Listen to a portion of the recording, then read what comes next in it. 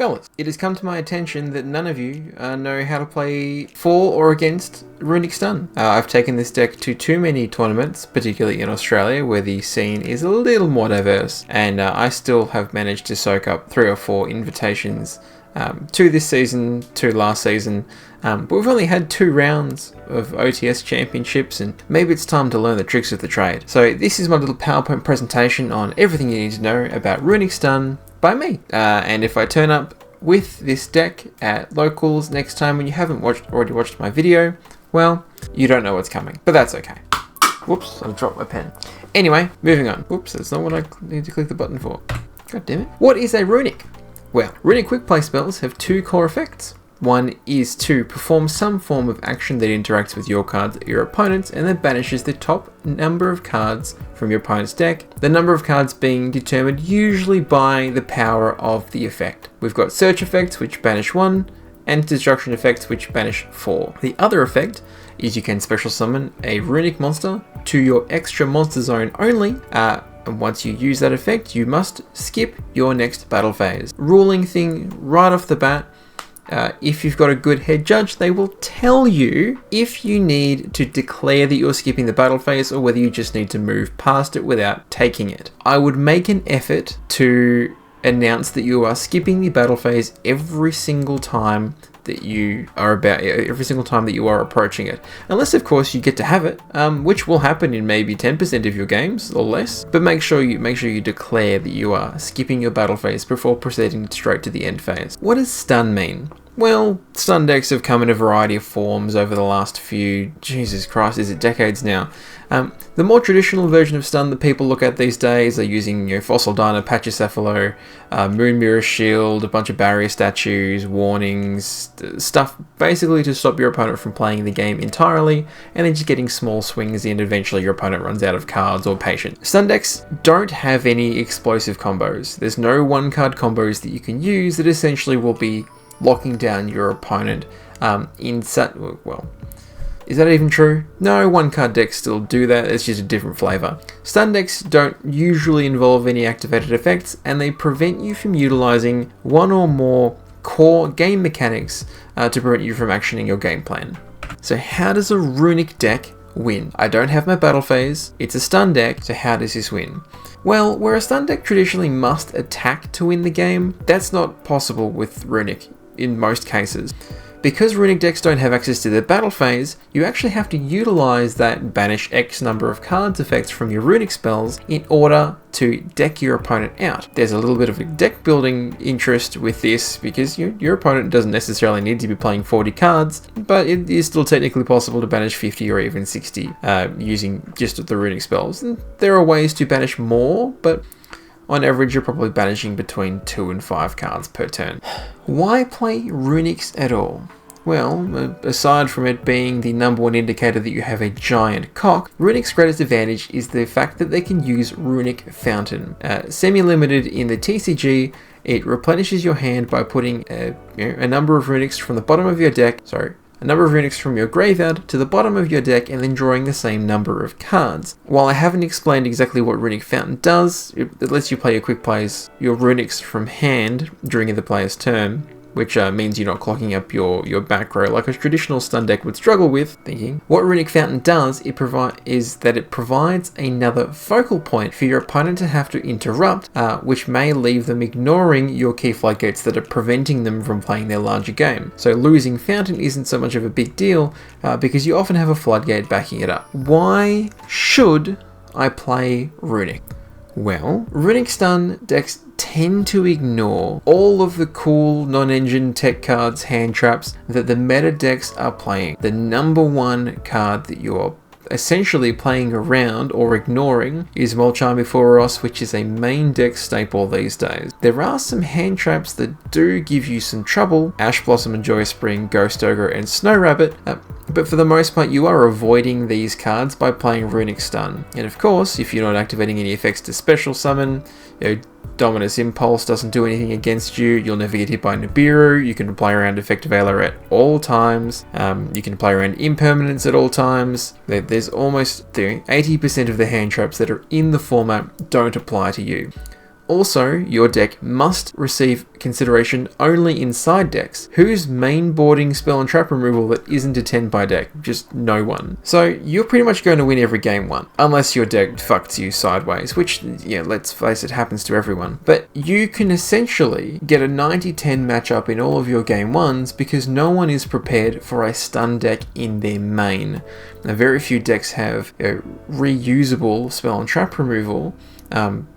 One such example is like Voiceless Voice, and Tenpai do play a little bit of spell and trap removal in Feather Duster and Lightning Storm, but there are ways to play around these cards. And all the Runick cards offer their own sort of utility, so that you can play through and around a variety of situations. Why shouldn't you play Runick? Well, essentially if you want to have a good time. To not play against or to not play with Runick is to suggest, well, I like playing a deck that does things, and Runick is not a deck that is guilty of doing anything really important. But from a gameplay perspective, every single game is going to require you to provide additional energy and thought to get through it, because there's no looking at your hand and going, well, I have a one card starter and 4 cards to back me up. The maths just work in my favor. There's none of that. All 5 of your cards will be instrumental in building your game plan in order to win the game. And because of that, you're going to have situations where you're not going to know, or you're not going to have experienced yet what your particular Runick hand does. It's going to be a different combination of floodgates, or no floodgates at all, or just all Runick spells, or just all consistency cards. How do you play out of situations like that in a way that maximizes both your card advantage and reduces your opponent's ability to kill you?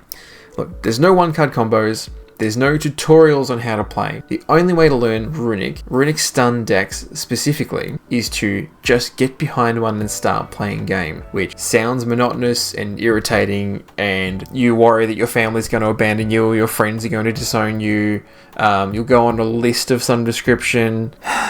But all of this is negated by the fact that you do carry around a 12-inch penis. You may need to start considering reduction surgery. Carrying a cock like that does bear a heavy toll. The number one reason people don't take Runick Stun to events is because they couldn't get in the door because their pants don't fit. I keep pressing the wrong fucking key to go to the next slide. You have to know how every card in your deck works better than your opponent. In fact, look, if you didn't already know that, why are we sitting here? Why are we having a conversation? You should know how your deck works. It's a little different for Runick Stun. Why is it different for Runick Stun? Some of your cards are fucking confusing. Like, pull out a textbook, get out some dice, write some notes down, kind of fucking confusing. Inspector Border is an essay and a maths challenge, but you need to know how those cards work better than your opponent, because honestly, you may win games just out of sheer confusion. The number of games Inspector Border has won me because my opponent doesn't know how many effects they're allowed to use, and they've overused and undersummoned. Just ridiculous. And some of these stun cards just are not remotely intuitive. Reading the card doesn't always explain how the card works, contrary to what judges may tell you. But let's build the deck. Let's start with the rubric, because you're not going to know how to play Runick Stun until you have a Runick Stun deck in front of you. I've been playing the same 70 cards, minus some ban list changes, for the last 6 months, with relative success. The obvious part, you got to play some Runick spells. Now, there are tons of Runick spells. There's like 20? There's like 20 different Runick cards. 10 of them are spells. 8 of them are good spells. You need to be playing at least 18 Runicks plus 2 Fountain. Your deck being consistent should not be a question. You should just have a Runick at least in every opening hand, if possible 2. And you need to be maximizing ways to get to Fountain, which involves just playing 2 Fountain. Let's look at an example. In every Runick deck, you should have 2 Fountain, 3 Destruction, 3 Flashing, 3 Tip, 3 Slumber, 3 Freezing, and then the 1-ofs, 1 Smiting Storm, 1 Dispelling, and 1 Golden Droplet. You probably won't utilize those last 3's effects very often. In a game where you are accelerating your opponent's deck down to 0, you probably will use Dispelling and Golden Droplet and Smiting Storm. But in reality, you're probably just using these to either summon a Hugin to protect your back row, summoning Freaky or or Gary to chump block and provide removal, or you are, in the worst case scenario, using these to summon a Hugin, discarding and searching Fountain, which is going to be negated by Ash Blossom and Imperm and all of that. And your extra deck is fairly straightforward. You're only summoning assholes to block life points, and Hugin to protect your cards. Munin only plays 2 because... well, we only play 2 Munin because we're only planning on gaining life points once. And once you've gained those life points, you're already winning that game. My head is covering Slipnir, but who gives a shit? I don't think I've summoned that card once. And when I did summon it, it's because I accidentally thumbed through to the wrong card and put that on the board, and I'm like, fuck, well, I've committed to it now. Let's talk about the interesting part of this deck. And it is interesting. I don't want to hear nonsense from you people that looking at floodgates isn't an interesting thing happening on the board. I believe wholeheartedly that watching a Runick Stun deck is actually entertaining, because the method in which I drive my opponent's deck down to 0 is actually kind of like a little dual puzzle, and people like to see dual puzzles being solved, even if the dual puzzle is just me waiting to draw Slumber for 10 turns in a row. That's still something of a game. But anyway, we have 20 Runick cards, which leaves us 20 main deck pieces left. Some of those cards will need to be the stun that prevents our opponent from kicking our ass and touching us in inappropriate or interesting ways before we have a chance to get their deck to 0, or they've lost their patience and conceded. I'm not going to go through the list because we're going to explain everyone. Skill Drain. This is just... this is the poster child for stun decks, right? Negate all of face-up monster effects on the field. You need to know... this card just needs to be in your deck because it will win all of your game ones, provided your opponent can't just kill you through them. But let's talk about the pros and cons of all of these different stun cards, and we'll stop along the way if there's something you need to know about how they work. Firstly, in game 1, Skill Drain's going to stop your opponent from being able to kill Fountain. And Fountain's going to be able to stop your opponent from being able to kill you. So, that's great. If your opponent can't put 8k on board, we can't lose that turn. More Runicks, more draws, more Runicks, more draws. The only caveat is that while Skill Drain is face up on the field, you cannot use a Hugin effect to protect from any distraction. So if you have Skill Drain face up, your opponent activates Harpy's Feather Duster, you cannot use your Hugin, banishing for its cost, or maintenance, or whatever, to protect your spell and trap cards, because Hugin's effect is being negated. It's not an effect that removes itself from the field first, it's something that applies a resolution of the destruction. The only other problem with this card is that it's limited, which is totally fair and reasonable. This card being in Snake Eye decks, Snake Eye decks can play under this just fine. Yeah. Powersink Stone. For those of you who have never seen Powersink Stone, you've clearly never read the Fire King structure deck. Which is cool. I would prefer you haven't read it either, because that deck actually gives me a hard time. But Powersink Stone is a really cool card that becomes active after 2 monster effects have been activated during the turn from anywhere, and then once it has 2 counters on it, it is Skill Drain and Majesty's Fiend for monster effects on the field, which has its unique interactions. But I think after turn 1, if you didn't set this going first, this card is a little bit less than useless. But the pros are that it's currently unlimited. It combines the best features of Skill Drain and Majesty's Fiend, and there are situations in which you can use your fusions and other hand traps. I mean, you play the 1, right? You're going to be playing Dogwood. You can actually use those to increase the counters on Powersink Stone ahead of your opponent, so they can't utilize as much of their early effect as possible. It also turns off Hugin though, so adds a high activation requirement. Like, you are sliding this card out in going second in every situation. Do not keep this card in. Well, fuck, we already talked about this. If you have Powersink Stone face up on the field, and you have Munin or Amano-Iwato, and Powersink Stone already has a counter on it, Powersink Stone's effect is mandatory during the end phase. To remove that counter, you can activate the effect of Munin or Amano, both of which are mandatory by the way, apply their effect, Powersink Stone gains another counter, which is then not removed before the beginning of the next turn, which means you are 1 closer to turning off your opponent's effects. Something you can consider. There was one situation at OTS over the weekend where that could have happened, but my opponent conceded when they saw what was about to happen. Sorry, dry mouth. Not going to be an ASMR video. You're going to hear me burping and shit. Oh, okay. Gozen, there can only be one in Rivalry of Warlords. I know I've cut off the text. Shut the fuck up. These cards sort of explain themselves. Actually, well, they don't really. these are definitely the poster children of cards where you need to know what Konami has said or explained about these cards to know what these cards do. But that's your responsibility, remember? It's your responsibility to know how these cards work, not your opponent's. You want your opponent to have no fucking clue what these cards do. Let's talk about the advantages. You can use these to both prevent your opponent from building their board, and you can use it as a board breaker going second.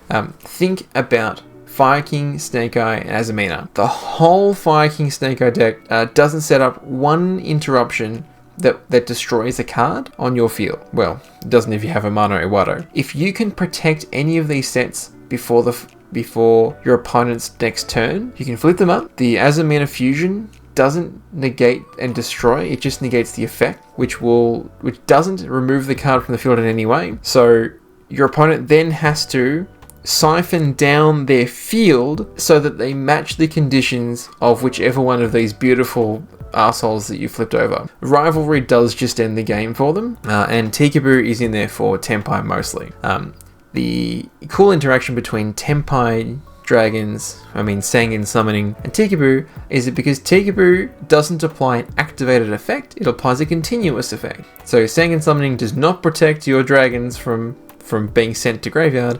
Your opponent must themselves, the player, must maintain the conditions on the card. It is not affecting any cards on the field. Anyway, unfortunately not all of these cards work at the same time. That's a meta call, it's matchup dependent. All three of these will be in your list somewhere, even if it's somewhere between main deck and side deck. I currently main Rivalry and Tikaboo and side Gozen Match, because Gozen Match comes up so rarely.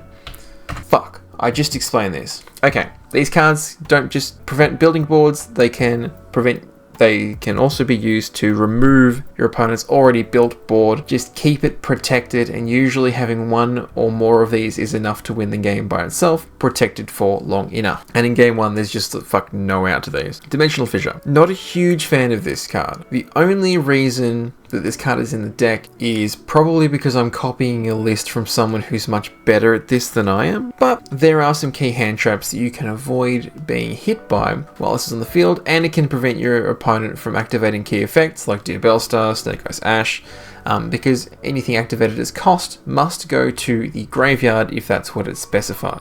Droll and Lockbird is also a card that must go to the graveyard, so you can actually use Dimensional Fissure to play around Droll and Lockbird. But the problem is it does nothing by itself, particularly if it is drawn second or later in the game. You essentially want to see this on turn 1 only, or not at all, which probably means we may cut it, and it's often a side out. Synchro Zone, similar thing. If it's drawn going second, it's pretty bad. Is that even true? No, there's a world in which a Synchro Zone flipped in after turn 2 does save your life. But the goal of the deck, and Synchro Zone personifies this perfectly, the goal of the deck is to stay alive. If you aren't dead, you have more chances of seeing the key combo pieces or the key runics to get you back in or back further into your opponent's deck, get them closer toward you, the nail in the coffin, giving up on their life, hanging themselves. So many different adjectives, phrases, and euphemisms I can use for your opponent wanting to end their own misery. Just stay alive. Anything you need to do to stay alive. The cool thing is it keeps your floodgate monsters alive too. Keeps your Amanos and your respective borders alive. Can they attack? No, but when were you ever attacking? Who cares? I like this. This is the alternative to Synchro Zone, and it works against everything. And you don't care about attacks that are 1500 or less, because Munin, Freaky both have stat lines of 2k, which your opponent cannot clear. Fuck, why are we playing Synchro Zone? Why haven't I been playing Synchro Zone? Maybe Synchro Zone is less obvious. Anyway, this may be my pick instead of Dimension Fissure, but ultimately these have the same goal, just keeping yourself alive. The pay 100 life points is really negligible in games 1 and 2, but it's easily removed, and I'm an idiot, so I will probably forget to maintain this and get multiple warnings which get converted into a game loss and a match loss. Just remember how your cards work. If I haven't echoed that enough this entire time, just remember how your fucking cards work. One day of peace. Stay alive. Win the game. You can win the game later. Just win the game later, so long as your opponent can't kill you next turn. This is an FTK against Tenpai. There is nothing you can do if you play one day. All I can do is make seals pass, or try and get a Bident Dragon to the graveyard, or queer belt one of your cards. You can use 1 day of peace and pass. Here's a cool thing that you can do in sided games. If you're made to go first, if you have 1 day of peace, you don't have to play any other card. You just don't put any respect on evenly matched. You just don't play any other cards. You do all your searching as best you can, play into as many hand traps as you want, survive the turn, and then next turn when your opponent commits a card to the field, and they can no longer evenly match to you, then you can start playing. But your opponent can also draw into removal, so the counter to not dying is also playing a longer, harder fought game. Amano-Iwato versus Inspector Border. Well, let me tell you, I'll shortcut this for you. We're main decking Amano-Iwato. Why is that? Well, Amano-Iwato can be played into established fields, which is far better when you don't know which direction you're going or which orientation you're going. Are you playing, or are you on the draw, or are you on whatever the fuck Magic players say? Are you on combat? I don't know. Amano is objectively better going second. Inspector Border Spoderman is objectively better going first. The reason behind this is Inspector Border is in itself a floodgate that remains on the field that your opponent doesn't understand and prevents them from playing the game. So if I could guarantee first every game and play Inspector Border every single game, that's exactly what I would do. And the stat line is also crisp. Love 2000. Did I explain Inspector Border?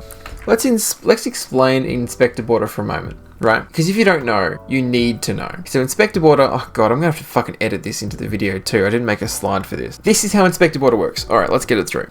Let's say this hand is... Let's say this hand is the number of monster effects you have activated. You've currently activated 0. And this hand denotes how many different type of extra deck monsters are on the field, both sides. If I have 2, meaning, let's say 1 link, 1 fusion, then I can activate 2 monster effects before I can't activate anymore. If I've activated 2 monster effects and I lose one of these extra deck types for any reason, maybe I turn a fusion and a link into a link, I still can't activate any monster effect. You must, at all times of the game, remember how many monster effects you've activated and how many extra deck types are on the field. For each turn, if this number ever is equal to or exceeds this number, you cannot activate the effect. How would I explain this to my opponent? Well, at locals, that's exactly how I would explain it. We might even use dice to denote how much has been activated, and in deck profile videos and in duel videos, I'll make an effort for your viewing pleasure that I keep track of both of them for you, because who wants to do that mental arithmetic every time? If we were at a YCS level event, read the card. Here you go, read it. Reading explains the card, right? If you want to get into trouble with the judge, that's your problem for not knowing how this card works. Anyway, that's the lecture on that.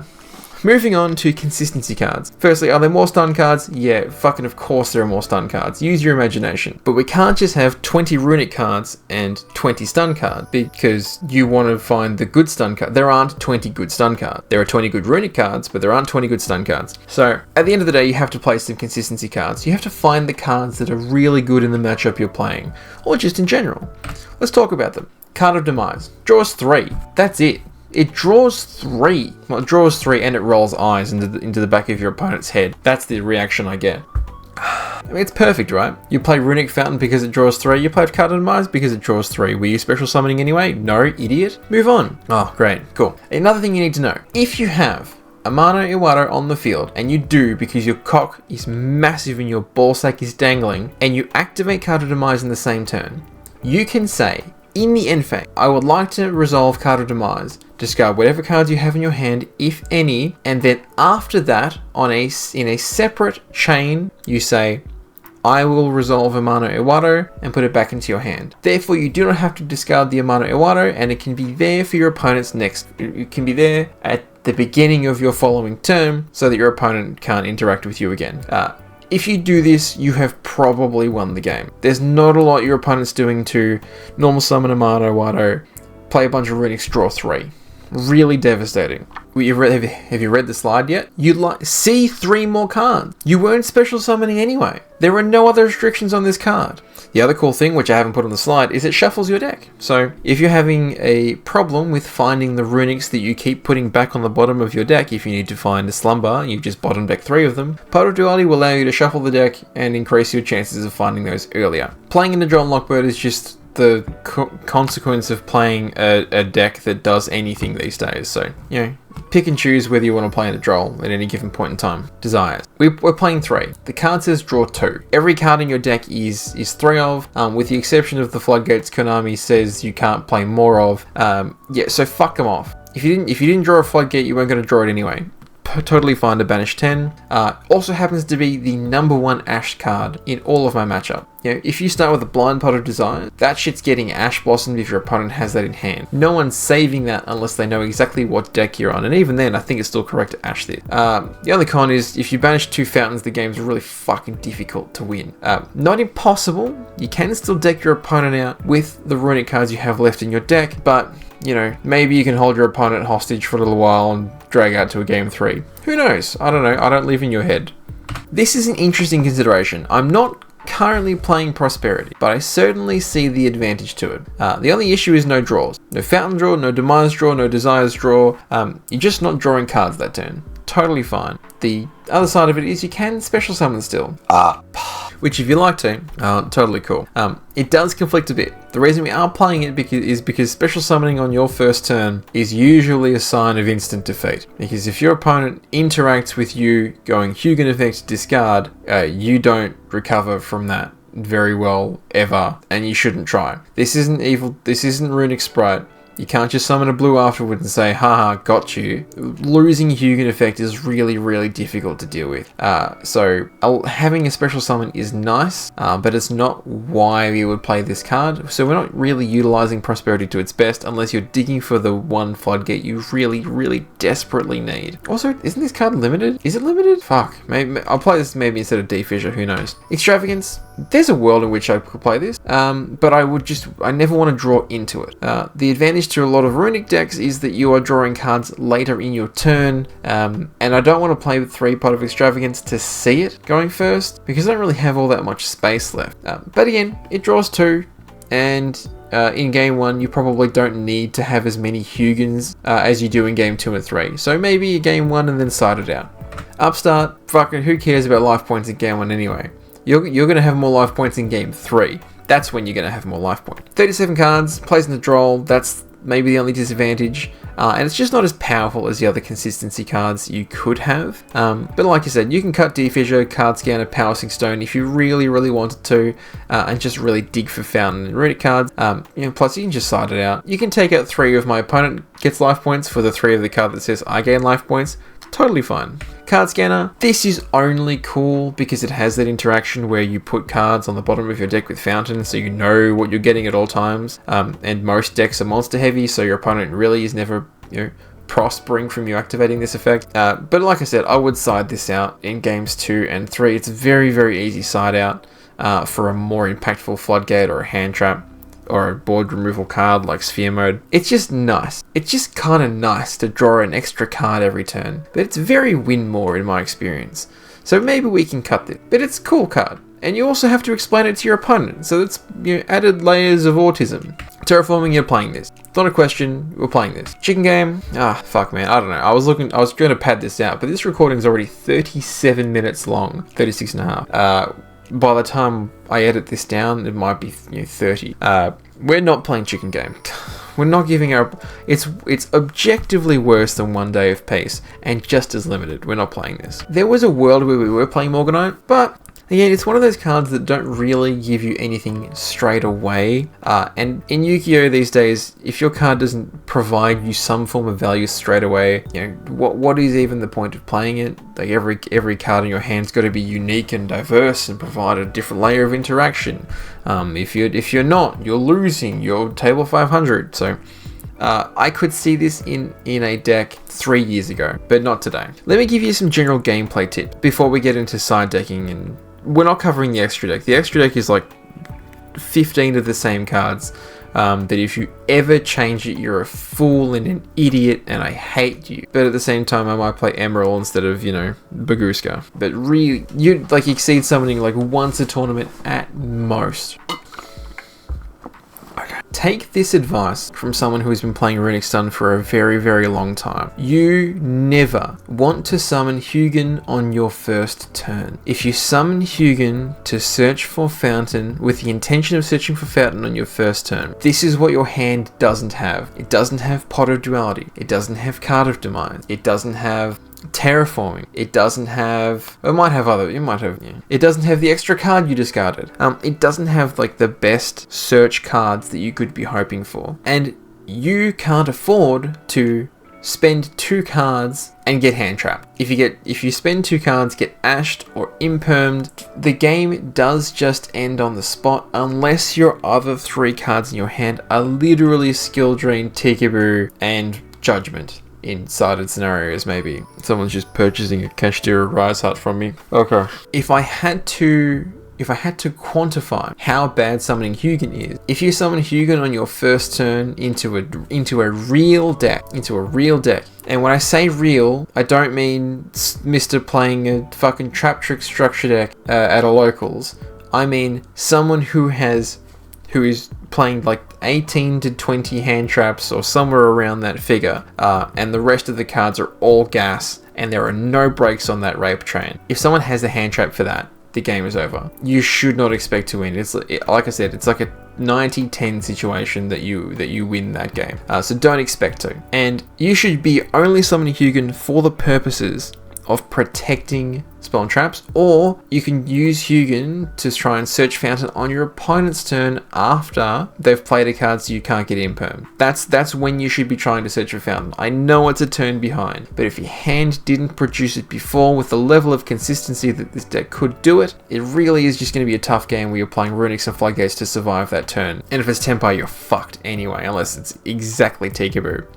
But I'll quit rambling because we're at 40 minutes now. Tip number 2, don't just needlessly summon Runic monsters. You will find yourselves in positions against good players who will leave that Runic monster on the field until they have found their key piece of spell and trap removal, and while you can no longer summon Hugin to protect, they can just wipe your entire board and then do their gameplay. That is entirely possible. So don't go and summon Gary or Freaky or Munin unless you are in a do or die situation. If you need to use Gary to remove a particular card from the field, go for it. If you need to use Freaky to survive and maybe get your opponent's deck down a little bit further, go for it. But don't do it unnecessarily. Be conservative with when you're activating Runics, because sometimes you need to use a Runic to special summon just to draw cards. Maybe you want to draw cards later instead of straight away. Totally up to you. Try to search Runics that keep the game going. Slumber is one of the best Runics for a reason. It prevents your Runics from being destroyed, it prevents your opponent's monsters from being attacked. There are some niche situations where your opponent's monster not being destroyed is in your best interest. But I would say, if you're searching Runics, Slumber, then Flashing, then Freezing. Flashing because it removes a monster, which is technically removing an attack, but all of the Runics do technically provide you a way to remove a card, but those cards don't banish cards from the top of your opponent's deck if you choose to use the extra Monster Zone summon.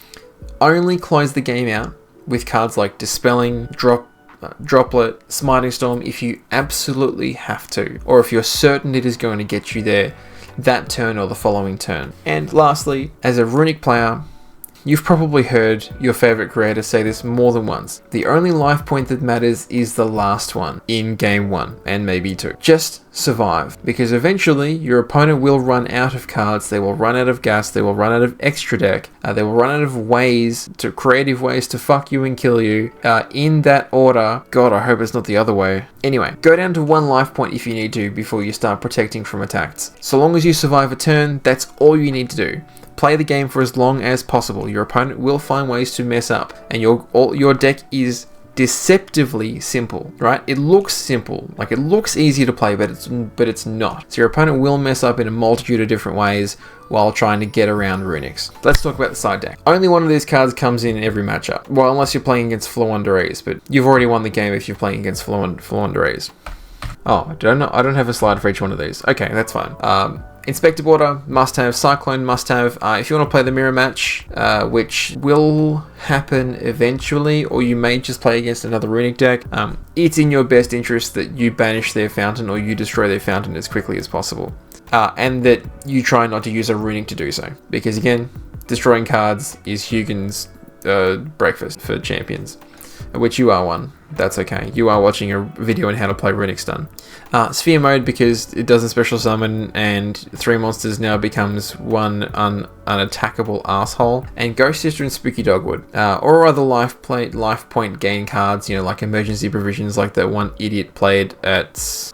I made a video about it, I can't remember it. The guy the asshole that looks at the camera while he's offering the handshake. How to avoid losing games with Spooky Dogwood. This card has a deceptively simple effect. Every time my opponent special summons, gain life points equal to its attack. How hard could it be? Well, firstly, it can't be used in the end phase. Don't know why, but it just can't be used in the end phase. Maybe it's to avoid some ruling bullshit with how it works. If your opponent special summons a monster with no attack, you don't gain any life points. And by what the card says, if you don't gain any life points by this effect, you will halve your life points in the end phase. Your opponent can catch you by just summoning a U-Bell monster and passing turn. If they want to. There are still situations where Dogwood will not win you the game, and situations where I probably would not side Dogwood unless you think your opponent is stupid. Tempai Dragon is one of them. Tempai can just kill you through it.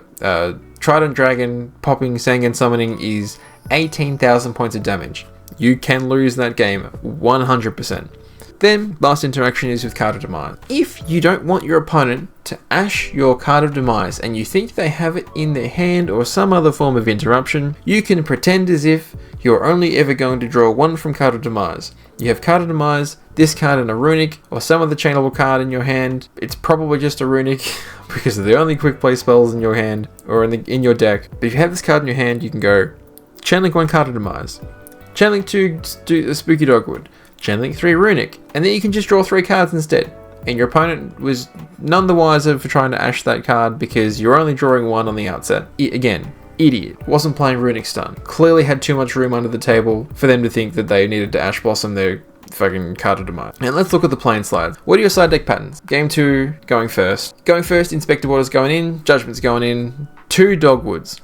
Why is it 2 Dogwoods? Well, I don't want to draw multiple Dogwoods going first because they aren't good consistency pieces. You want to draw into it either during your first turn or during your second turn to really upset your opponent. You want to draw this after resolving Card of Demise, not when you resolve Card of Demise. And cards like, cards that don't really have a lot of applications for you long term. Card Trader, Golden Droplet. Siding at Runics is a little bit iffy, but if you really can't figure out what the fuck you're doing, taking out Golden Droplet's perfectly fine. Fissure, it's matchup dependent. I'm not giving you a matchup suite for every single deck you're going to play against because I want this guide to be somewhat self-contained so that you could take they might ban Fountain in 2 weeks. You never know. If they ban Fountain in 2 weeks, then all of this goes to shit. And I've just edited what will be an hour-long video explaining how your Runick deck draws cards when it doesn't anymore. So you can take out Fissure and maybe take out 1 Desires if you're really indecisive. Don't take out your core floodgates like Powersink Stone, Skill Drain, Tikaboo. Keep those in. You need those to win. You'll have those now in addition to the Inspector Border, which no one understands or respect. Going second in Game 2. Depending on how long your Game 1 went, there's a real chance. You're going second. You won Game 1, right? Of course you won Game 1. Why do we even have this slide here? We can just delete this slide because of course you won Game 1. There's no universe in which you're going first. Tempai not inclusive. But you're going second in Game 2. Which means your goal is to either win this game by virtue of just utter frustration in your opponent's face. You can be as inflammatory as possible, but your goal in this game is to get to a position where you can either comfortably be higher in life points. You can carry out your game plan as normal. You can banish their entire deck. If you see fit to do that, you go ahead and do that. But your goal is to get to a guaranteed win in... I might have to edit this out. We'll figure this out. But your goal is to be in this game for as long as possible, to be in as advantageous a position in Game 3 to win in time with an effect like Munin. Ethically, rules-wise, not a problem. Ethically, very suspect. By no means. And I'll put a banner on this, right? Where is it? Insert word art. If this wasn't obvious, do not slow play intentionally. Don't do it. It's really stupid to jeopardize your entire tournament run by getting mostly getting caught stalling your opponent. This is stalling. It's that simple. Don't ever slow play intentionally, and by the time you are done with this video, there should be no reason you need to slow play at all.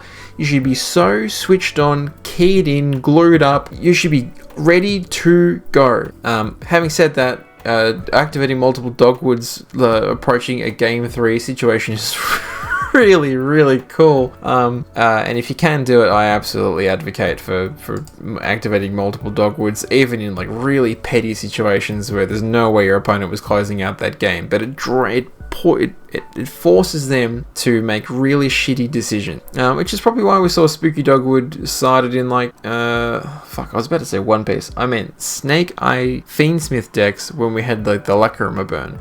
Again, going out. The common sense cards Scanner, Fissure, Powersink Stone, Synchro Zones, cards that don't provide you any value on your first turn going second.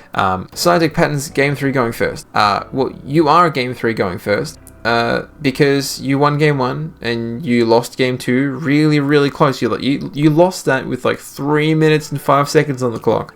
3 Dogwood go in, so you have minimal chances to lose going into time. Again, do I have to copy this? I'm gonna copy this. I'm gonna make this big. For legal reasons, don't slow play intentionally. If you have one takeaway from this video, for the love of God, do not cheat. Slow playing intentionally is stalling, and stalling is cheating. Are you a cheater? I don't think I'm a cheater. So please don't try and beat the accusations with your fist and giant penis. It just doesn't work out for you. And you don't want people to think you're slow playing. That's a really toxic mindset to have, and it's also really hard to make friends in this community if they think you are dragging out games intentionally. Even if a judge can't prove it, it's all hearsay at the end of the day. It's all a he said, she said. But if people think you're slow playing, if people watch you and they think you're slow playing, that's really difficult to have a community around you and support you. Mostly because they think you're a cuck and a piece of shit. Anyway, I've rambled long enough. Game 3 going first. Of course you are. Of course you are, because you won Game 2 in a really advantageous position for yourself to go first. Again, don't stall. Don't stall. Stall bad. If I have to get that message across again, I know half of you bought cards from me, so I know your addresses. 3 Dogwood, because sometimes that first turn only takes you 30 seconds, and that's all it should take you. But again, just take the superfluous shit out. You don't need Amano-Iwato, you don't need Skill Drain, because life points, Fissure, Card Scanner, that's your general siding. This is the most brain dead siding pattern. If you think about it for more than 30 seconds, you'll agree with me on what the siding pattern should be.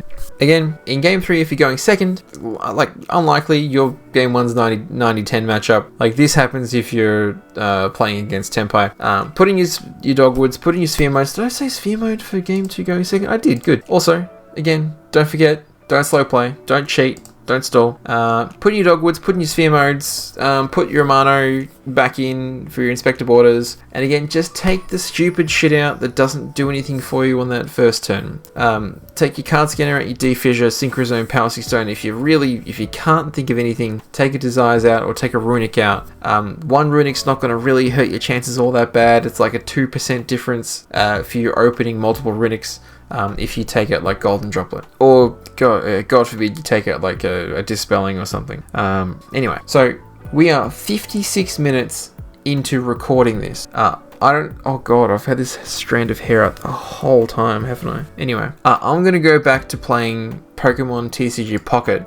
This is a reminder that this deck exists. It takes top cut spots at every major event it goes to. People are very competent at playing with this deck and they know their rulings incredibly well. There's nothing I can show you about how to play this deck that would explain to you the decisions that are really being made. You have to get behind it, you have to play it yourself. As is with any deck, including Snake Eye, Tempire's a bit brain dead, but Snake Eye, Yubel, upcoming Malice, Ryziel. If I have one word of advice, it would be play as many games as possible. Expose yourself to as many situations as possible. That will increase your chances of knowing more about your cards than your opponent.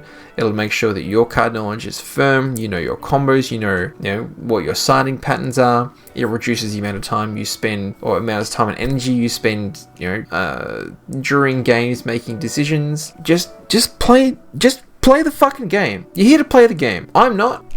I'm playing Runick Stun. Whoops, I'm playing Runick Stun. I'm not wearing the same hat today. Anyway, I've been your boy.